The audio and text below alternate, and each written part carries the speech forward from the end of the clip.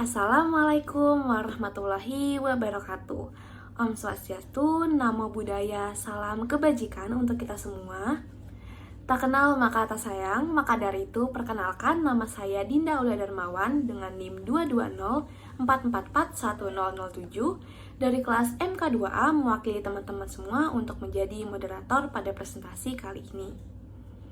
Sebelumnya, saya ingin mengucapkan terima kasih kepada Bu Zara selaku dosen pengampu dari mata kuliah Kewarganegaraan dan juga teman-teman semua yang sudah menyimak dan memperhatikan presentasi kelompok kami pada kali ini. Di kelompok 4 ini, saya nggak sendiri, saya bersama dengan teman-teman saya, yaitu ada Adiza Sabita Wibowo, Alda Emiliana, Kevin Christopher, Ramawati, Safa Amelia Dinara, dan juga Wangi Safrin Maulani. Pada presentasi kali ini, kelompok 4 akan menjelaskan materi dengan judul Geopolitik atau Wawasan Nusantara.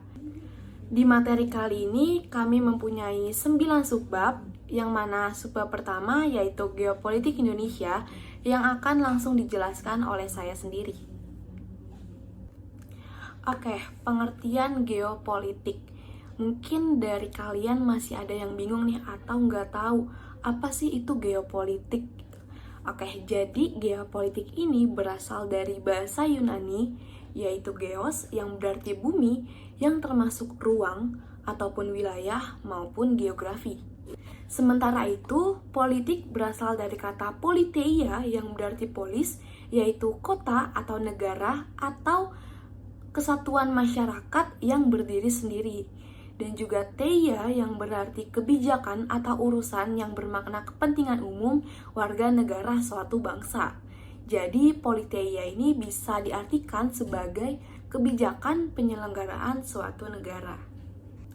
Oke, seperti yang sudah terlihat di PowerPoint, geopolitik menurut Kamus Besar Bahasa Indonesia atau KBBI adalah ilmu tentang faktor geografi terhadap ketatanegaraan atau dengan kata lain, KBBI juga mengartikan bahwa geopolitik ini merupakan kebijakan suatu negara atau bangsa sesuai dengan bagaimana posisi geografisnya. Nah, geopolitik ini juga dipelajari sebagai disiplin ilmu yang membahas tentang bagaimana sih sistem politik yang berhubungan dengan letak geografis suatu negara. Selain pengertian dari KBBI secara umum, geopolitik juga bisa diartikan sebagai sistem politik atau peraturan-peraturan dalam wujud kebijaksanaan dan strategi nasional yang didorong oleh letak geografis suatu negara.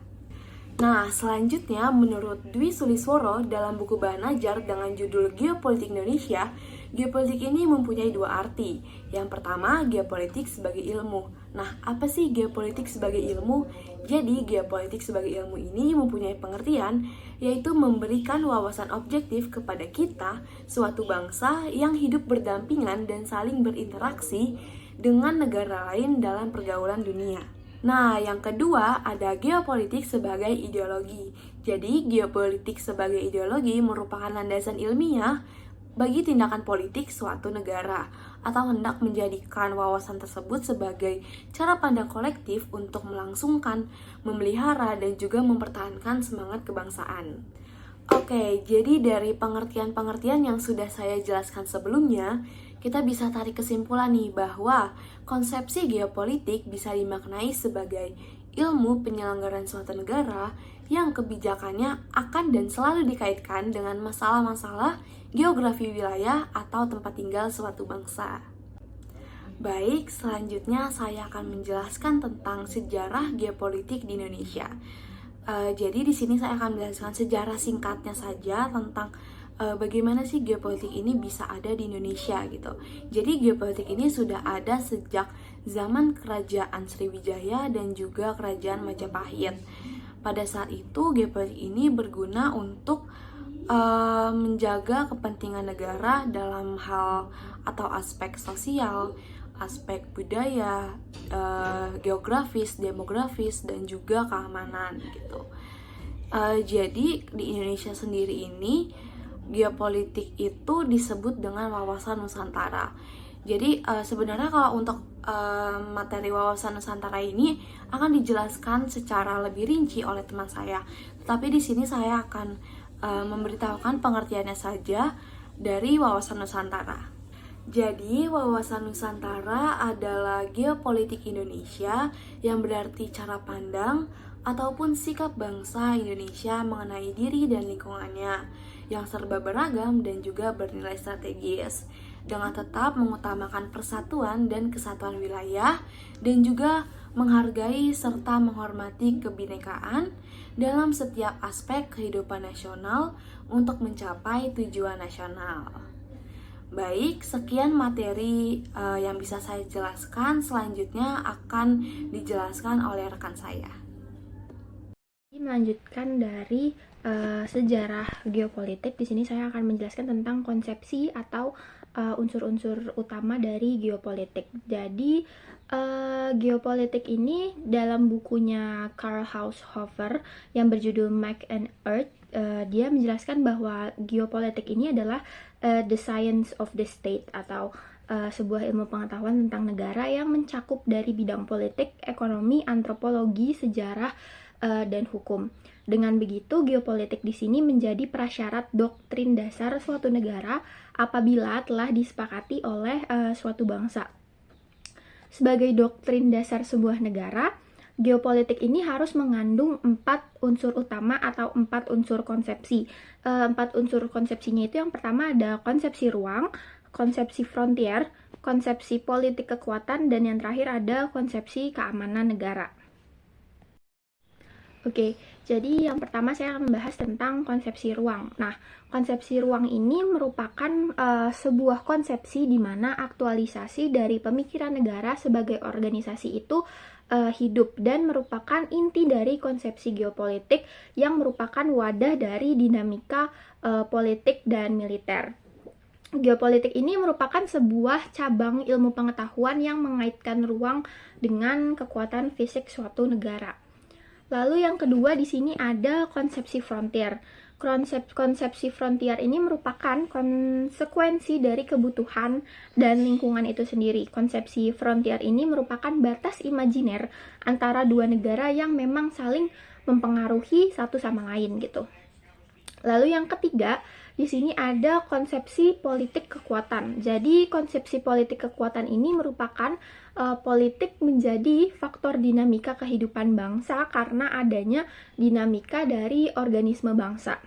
Politik kekuasaan menjadi salah satu faktor dalam melaksanakan konsep geopolitik. Hal ini terkait dengan kepentingan-kepentingan nasional. Kepentingan nasional di sini dapat dicapai dengan dilandasi asas kekuatan politik dan atau kekuatan ekonomi atau juga kekuatan militer. Lalu yang terakhir ada konsepsi keamanan negara. Nah, setelah pembahasan konsepsi geopolitik tadi, selanjutnya kita beralih nih mengenai teori-teori geopolitik yang berkembang di dunia, di mana ada 7 teori geopolitik yang ada, yaitu pertama, teori geopolitik Friedrich Ratzel. Teori ini juga dikenal sebagai teori ruang ya, karena Ratzel lebih fokus ke arah hubungan fisik, ruang, dan juga kekuatan politik. Ada 4 pokok dari teori Ratzel, di mana intinya itu Ratzel berpendapat bahwa negara-negara itu seperti organisme yang hidup, yang membutuhkan sumber daya alam dan juga ruang untuk bertahan hidup dan juga tumbuh. Dan menurut dia, Ratzel, negara yang memiliki wilayah yang luas dan sumber daya alam yang kaya akan memiliki keunggulan dalam kompetisi global. Nah, apabila ruang hidup negara sudah nggak bisa nih memenuhi kebutuhan negara tersebut, ruang itu bisa diperluas dengan mengubah batas-batas negara, baik secara damai maupun melalui jalan kekerasan atau perang. Jadi ya hal ini emang lebih ke arah politik adu kekuatan dan adu kekuasaan gitu dengan tujuan ekspansi. Contohnya ya kelihatan banget dari kata ekspansi tadi, yaitu kayak waktu penjajahan Eropa di masa lalu tuh. Indonesia kan juga kena dampaknya ya, di mana bangsa-bangsa Eropa melakukan ekspansi atau perluasan wilayah ke negara-negara lain dan juga mengakses sumber daya yang dimiliki oleh negara tersebut. Ini ternyata dibenarkan loh oleh teori Ratzel. Nah, yang kedua ada teori geopolitik Rudolf Jelen. Pokok-pokok teori Jelen dengan tegas menyatakan bahwa negara adalah suatu organisme yang hidup. Menurut Jelen sendiri, negara itu merupakan entitas organik yang punya kekuasaan dan pengaruh. Pokok teori itu terinspirasi juga ya dari teori Ratzel sebelumnya. Ia memandang geopolitik sebagai persaingan antara negara-negara dalam memperebutkan wilayah dan juga sumber daya. Jangan juga mengungkapkan konsep mengenai negara besar yang ditentukan oleh faktor geografis seperti ukuran, populasi, dan juga posisi geografis yang menguntungkan. Contoh dari teori ini itu bisa dilihat pada waktu sejarah ekspansi Kekaisaran Romawi kuno ya. Jadi Kekaisaran Romawi kuno menguasai wilayah yang luas di Eropa, Afrika Utara, dan juga Timur Tengah. Nah, Romawi itu memanfaatkan posisi geografis yang strategis kayak misalnya kontrol atas Mediterania untuk memperluas pengaruh dan kekuasaan mereka. Terus yang ketiga ada teori geopolitik Karl Haushofer. Pokok teori Haushofer pada dasarnya menganut teori jalan dan bersifat ekspansionis serta rasial, jadi kayak lebih condong ke perangan gitu. Teori geopolitik Haushofer berfokus pada pentingnya kendali wilayah dan pengaruh geografi terhadap kekuasaan politik. Ia menekankan pentingnya daerah kekuasaan yang terdiri dari negara-negara dengan kepentingan yang serupa yang berbagi wilayah geografis tertentu. Contoh dari teori ini karena berkembang pas waktu Jerman ya, jadi bisa dilihat dalam pemikiran geopolitik dari Jerman, di mana juga itu mempengaruhi Adolf Hitler ya. Haushofer memiliki hubungan dekat dengan pemerintahan Nazi dan berpengaruh ke kebijakan ekspansionis mereka. Pemikiran geopolitiknya juga menjadi landasan bagi kebijakan ekspansi Jerman Nazi ke wilayah Eropa Timur, kayak misalnya Polandia, Cekoslowakia, dan juga Uni Soviet. Dan yang keempat itu teori geopolitik Sir Halford Mackinder. Teori Mackinder itu menganut konsep kekuatan darat ya, dan juga mencetuskan wawasan benua. Salah satu teori geopolitik itu terkenal adalah Heartland Theory, kayak teori jantung benua gitu. Mackinder berpendapat bahwa negara yang menguasai heartland atau pusat benua Eurasia akan memiliki keunggulan geostrategis yang global. Heartland itu kan terdiri dari wilayah-wilayah yang luas dan berpenghuni ya, kayak misalnya Rusia, Mongolia, juga Asia Tengah. Nah, mengendalikan heartland itu bisa diyakini memberikan juga kontrol atas sebagian besar daratan dunia dan memungkinkan pengaruh politik yang dominan. Kayak contohnya waktu masa Perang Dunia II ya, kan kunci bagi pemenang perang adalah mengendalikan wilayah heartland atau mencegah negara lain menguasainya. Pas waktu PD2 itu kan USA, United States American keluar sebagai pemenang ya, dan dia menguasai hampir seluruh aspek-aspek yang ada. Sedangkan pihak-pihak yang kalah kayak Uni Soviet diharuskan memecahkan bagian-bagian negaranya. Nah, sekian dari saya.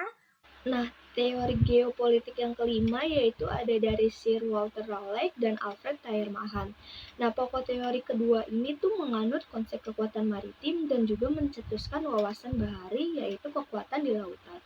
Menurut Sir Walter Raleigh nih, ketika penguasaan dunia tuh ia menganjurkan dengan menguasai samudra dan juga mendirikan koloni-koloni di seluruh dunia. Nah, sedangkan menurut Alfred Thayer Mahan, ia menganjurkan melalui penguasaan jalur laut di seluruh dunia. Nah, teorinya ini tuh juga menyatakan bahwa barang siapa yang menguasai lautan, maka ia menguasai perdagangan. Dan juga barang siapa yang menguasai perdagangan, maka ia menguasai kekayaan dunia. Nah, teori yang keenam yaitu ada dari William Michel, Albert Savasky, Guido Douhet, dan juga John Frederick Charles Fuller. Nah, keempat ahli geopolitik ini tuh melahirkan teori wawasan dirgantara, yaitu kekuatan di udara. Dengan pemikiran ini tuh artinya bahwa di udara ini tuh memiliki daya tangkis yang bisa mengandalkan untuk menangkis ancaman dan juga melumpuhkan kekuatan dari lawan. Nah, teori yang terakhir yaitu ada dari Nicholas D. Speakman.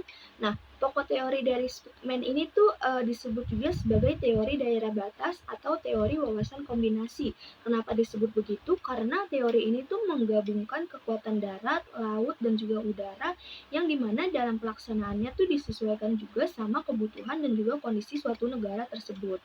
Nah, Speakman ini tuh membagi dunia dalam 4 wilayah, yaitu pivot area wilayah jantung, terus offshore continent land yaitu wilayah pantai benua Eropa Asia, kemudian oceanic belt yaitu wilayah pulau di luar Eropa, Asia, Afrika Selatan, dan juga New World yaitu wilayah Amerika.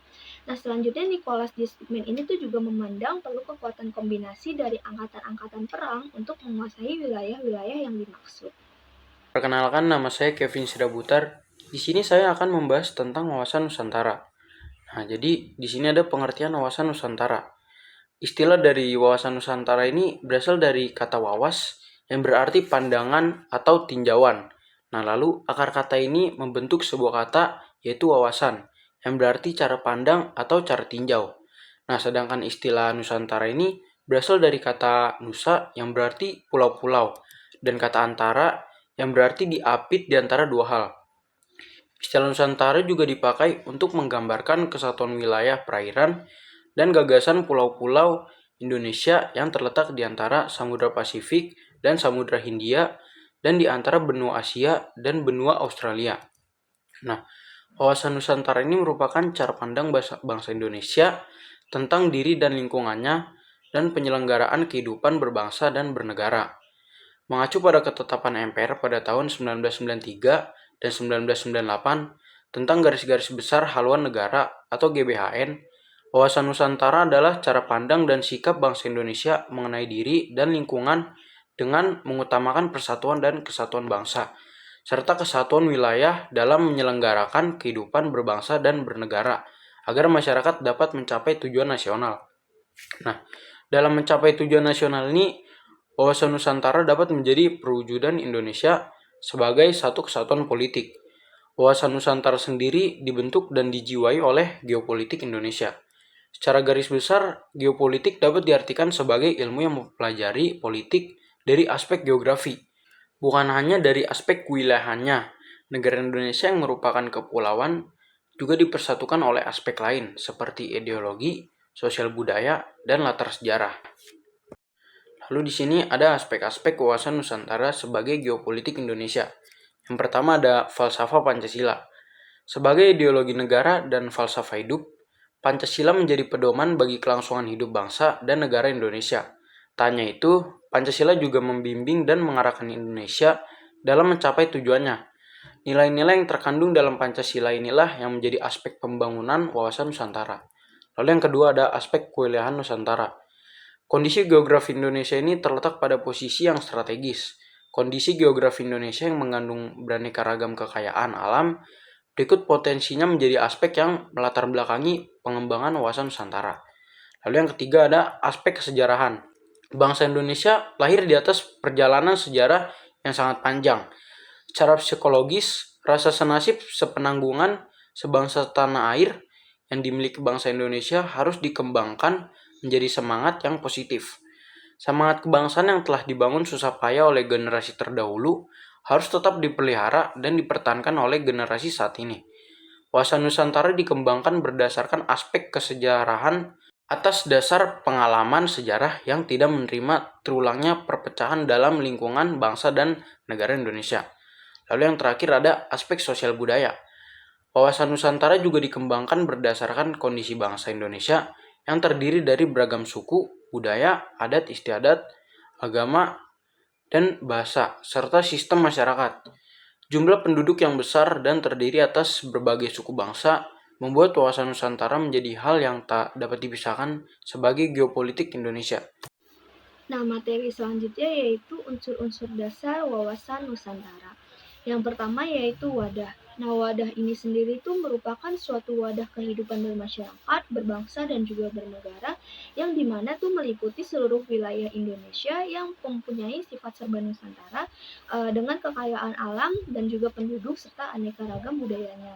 Nah, wadah sendiri ini tuh mempunyai 3 komponen, yaitu wujud wilayah, tata inti organisasi, dan juga tata kelengkapan organisasi. Nah, yang kedua yaitu isi.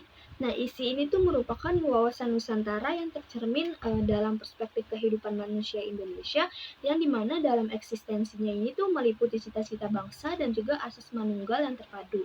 Nah, isi ini tuh menyangkut 2 hal. Yang pertama yaitu realisasi aspirasi bangsa sebagai kesepakatan bersama serta pencapaian cita-cita dan juga tujuan nasional. Dan juga isi yang kedua yaitu persatuan dan kesatuan dalam kebinekaan yang meliputi semua aspek kehidupan nasional. Nah, yang ketiga yaitu ada tata laku. Nah, tata laku ini tuh merupakan hasil interaksi antara wadah dan juga isi dari wawasan Nusantara. Nah, tata laku sendiri ini tuh terbagi jadi 2, yaitu tata laku batiniah dan juga lahiriah. Nah, tata laku batiniah ini tuh yaitu tata laku yang mencerminkan jiwa, semangat, dan juga mentalitas yang baik dari bangsa Indonesia.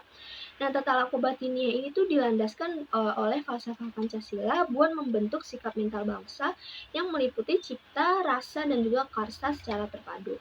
Kemudian yang kedua, tata laku lahiriah ini mencerminkan dalam tindakan perbuatan dan juga perilaku dari bangsa Indonesia.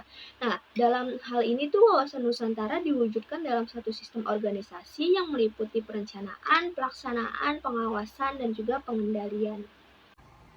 Wawasan nasional adalah bagaimana suatu bangsa memandang bangsa dan negaranya serta lingkungan sekitarnya sesuai dengan ideologi dan konstitusi nasional bangsa tersebut.